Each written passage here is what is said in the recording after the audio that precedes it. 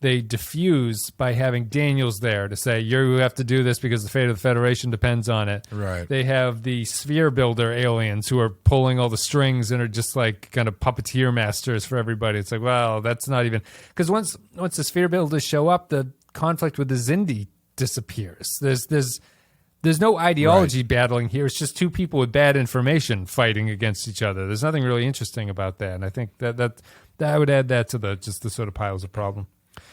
Christian Pouch. The sphere stuff, if the sphere stuff does end up being the next gear for the remainder of the season, it's a real rug pull on the whole Xindi arc at that point, if that's the case. Would you say? I feel they've set it up enough in the past couple episodes where they've been explaining the spheres. Sure, yeah. I mean, it's not like I'm not saying like it's coming out of nowhere, but it's like if the rest of the season is okay, we finished the Xindi stuff, now we have to deal with the sphere stuff. It's like you've spent the whole season building up to this ideological clash, right? And then to undercut it because Galactus shows up doesn't really do it any favors and kind of makes everything you did to get there feel kind of cheap. Yeah. So hopefully that's not what they do. But, we'll see. Yeah, well, I would say that I'd be inclined to say that you have to because you use the word ideological clash, but once the truth is known, there is no conflict between the Xindi and Archer anymore. Like maybe the reptilians, because they just seem like scumbags, they'll continue to want to destroy Earth for no particular reason. But this is not like if you wanted to make this a 9/11 allegory thing, if you brought a jihadist and an American together, there's no missing information that will cause a reconciliation between the two post 9/11. Like the jihadist is driven by a desire to enact the will of Allah, and however they're reading into religious texts, and the American is on the other side of that cycle. And there's no rational discourse that can happen between the two of them at that point. Like the Xindi, once Degra scans that coin again and learns like this is all guaranteed, that this is the way it's happened, all that conflict dries up. And I think that's a huge fundamental weakness to setting them up as an enemy or an antagonist at this point, because keep bringing up DS9, but the founders had an ethos.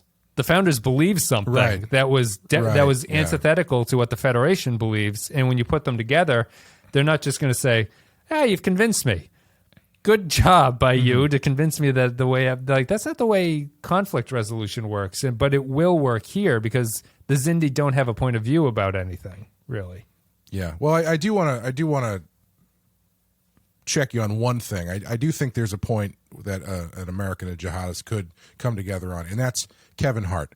Everybody loves Kevin Hart. If we had just dropped Kevin Hart DVDs over the Middle East, I think we would have all been in a better place.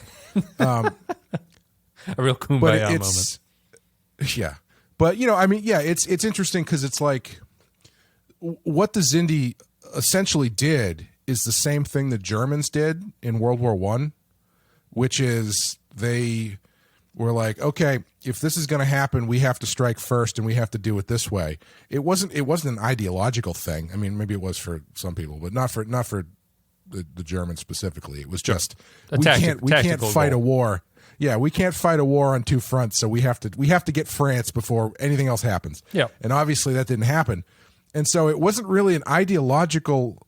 That's what makes that war so sticky, is it wasn't an ideological thing. It was basically just kind of like a disagreement that got way out of hand. Yeah. So I don't. But there's still a drive. I don't disagree with you though, because this specifically is built off of information that the Xindi is getting that is a puppet mastery in nature. Yeah. It's not like they just decided to go do this. They're acting on information that's being withheld and blah blah blah. No, I mean it's kind of once that information is now known to everybody, it's kind of like, we're not going to kill you now. Obviously, we didn't mean to. We didn't know there's another person involved. Right. So Yeah. Boy, there's egg on our face. We really regret that attack. But earlier. it's such a. I mean, but doing that is just so underwhelming, though. You know, because sorry, it's like you're saying, doing what to pull them out and to have the Xindi just be corrected by Archer, basically. Yeah, because like you were saying, the Dominion has an ethos, so there's actually stuff to really clash about instead of just like who got what facts. Right.